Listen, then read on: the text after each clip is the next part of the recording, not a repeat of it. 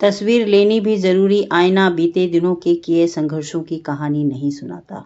तस्वीर लेनी भी जरूरी, आईना बीते दिनों के किए संघर्षों की कहानी नहीं सुनाता। वो तो तेज बदलते वक्त की धूप में टूट है जाता। वो तो तेज बदलते वक्त की धूप में टूट है जाता। नमस्कार मित्रों, मैं कल्पना त्रिपाठी अपने YouTube चैनल केटी ट्राई राइट के माध्यम से विचारणीय तथ्य मेरी कलम से की श्रृंखला में आप सभी का स्वागत करती हूं और पूर्ण विश्वास है आप सभी स्वस्थ हैं। आज की चर्चा के माध्यम से मैं एक प्रश्न पूछती हूं, राष्ट्र सेवा और हित में क्या अंतर है, या राष्ट्र हित में क्या स्वीकारणीय है। मेरा प्रश्न है, राष्ट्र सेवा और हित में क्या अंतर है, या राष्ट्र हित में क्या स्वीकारणीय है।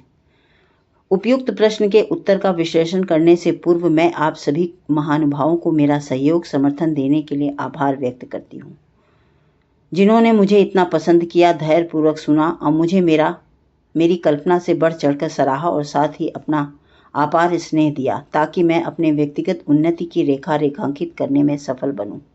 और साथ ही साथ सभी मित्रों को बधाई देती हूँ। ये युद्ध नहीं था, हमला बदला है, हमला का बदला है। ये युद्ध नहीं था, हमला का बदला है, जो अभी नहीं टला है, अभी नहीं टला है।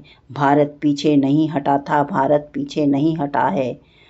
भारत का हर सैनिक अपनी सीमाओं की निगरानी में रात रात भर जाग रहा है, रात रात भर जाग रहा है।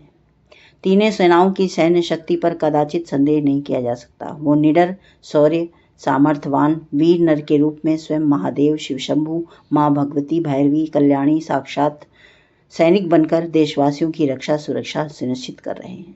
हृदय से पूछो तो यह अतिशयोक्ति उनके लिए सर्वोच्च सम्मान होगी, क्योंकि सिंदूर मिटाने वाले पापी दरिंदों को सिंदूर की ताकत से अवगत कराया।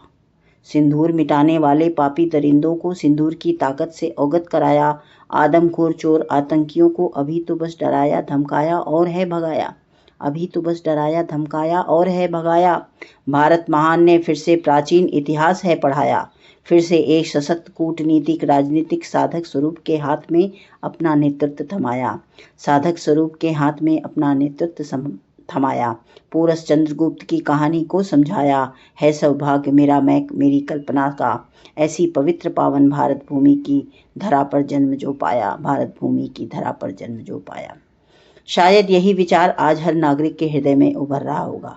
मैं आज गर्व से कह सकती हूँ कि मैं एक अहम नागरिक होने का फर्ज निभाया है। मेरा व्यक्तिगत चुनाव सही रहा, यही कि अपने मत का सही उपयोग करके मैंने राष्ट्र की समृद्धि और सुरक्षा सुनिश्चित करने में विशेष योगदान दिया। और वर्तमान सरकार बीजेपी का चुनाव करके राष्ट्र के हित में मेरा यह कदम सही साबित हुआ, जो आज साकार सरकार सिद्ध हुई है। मैं ये नहीं कहती विपक्ष में बैठी सरकारों ने कुछ नहीं किया या विगत वर्षों में नहीं करती आई है, बल्कि वर्तमान परिस्थितियों में धैर्य और संयम सतर्कता बरतते हुए उन्होंने मेरी कल्पना से परे जाकर एकजुटता अखंडता का सुंदर परिचय देकर राष्ट्रीय वसुधैव कुटुंबकम का अर्थ विदेशी मुल्कों को साफ तौर से समझा दिया। हम एक भारत माँ की संतान हैं, हम एक माँ भारती की संतान हैं। घर में चाहे मन मतभेद हो, बाहरी ताकत के सामने एकजुटता और अखंडता ही के साथ ही निपटेंगे। आप सभी का सराहनीय सहयोग समर्थन सर्वदा अविस्मरणीय रहेगा, क्योंकि हम आम जनता हैं और जीवन में परिवर्तन स्वाभाविक प्रक्रिया मानी गई है। बदलाव भी इतना सहज नहीं होता। एक प्रचलित गीत की कुछ पंक्तियां याद आती है, सुनिए।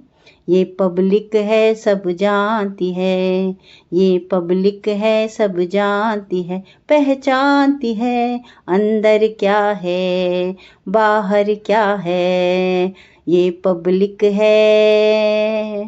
जैसा कि संविधान ही है कि लोकतंत्र से ही राजनीतिक मंडल चलता है।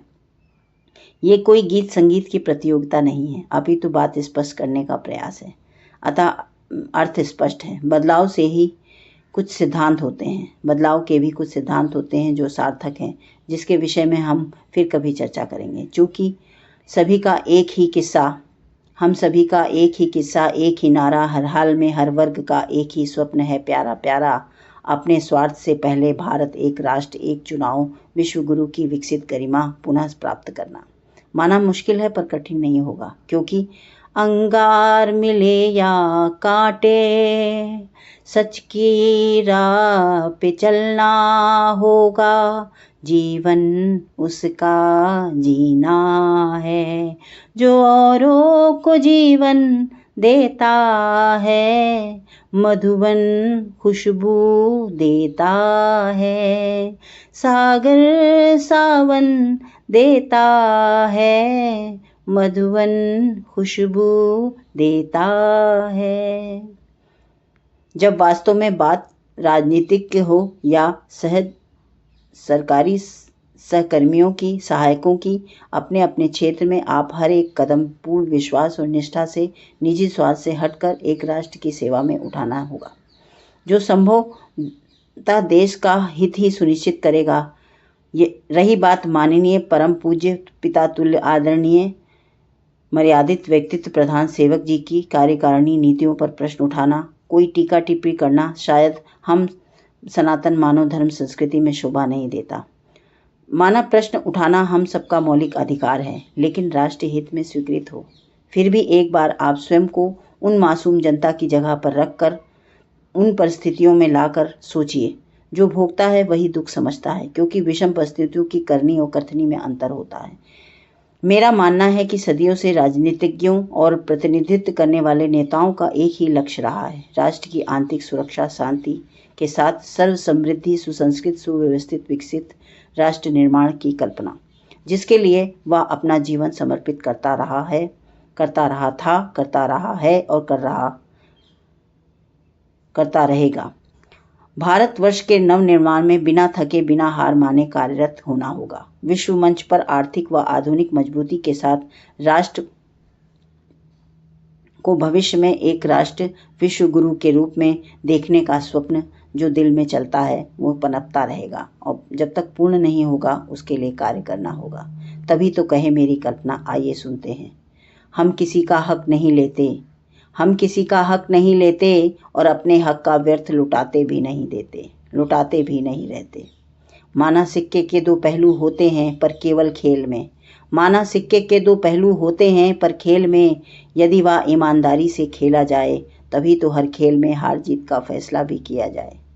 अगर कोई चोर जबरदस्ती से हमको चोट पहुंचाकर चोरी छिपे भागेगा, अगर कोई चोर जबरदस्ती से हमको चोट पहुंचाकर चोरी छिपे भागेगा तो भारत का सैनिक शक्ति दल दुश्मन को पाताल से भी खोद निकालेगा, दुश्मन को पाताल से भी खोद निकालेगा, छाती पर चढ़कर चमड़ी छीलेगा। आतंकियों को हम कभी नहीं बख्शेंगे, आतंकियों को हम कभी नहीं बख्शेंगे। आतंकों को अब हम जड़ से खत्म करेंगे, आतंकों को अब हम जड़ से खत्म करेंगे। हम वीरों के बच्चे धुन के पक्के सच्चे हैं, अब हम कभी नहीं थके थे और कभी नहीं थकेंगे।